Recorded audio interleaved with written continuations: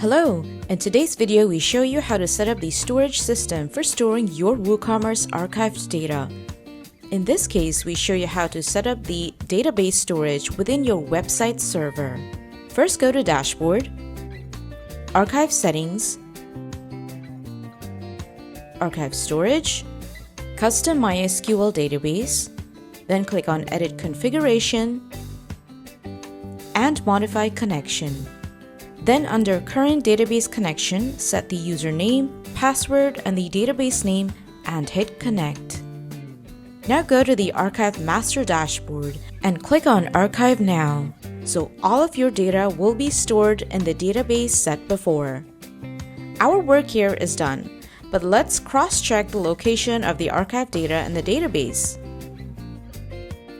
Let's go to the database site and go to the database name,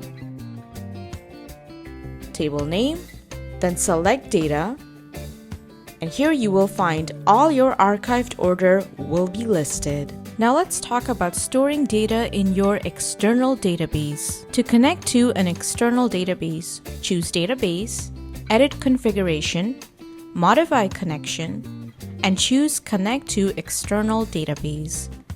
Now set the credentials and hit Connect. Now go to your dashboard and archive your orders.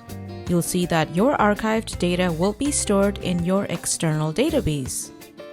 Now log into your MyPHP admin account and you will find your archived orders listed in your database. And that's it. Be sure to subscribe to find out how to keep your WooCommerce store fast and lightweight using the ArchiveMaster plugin.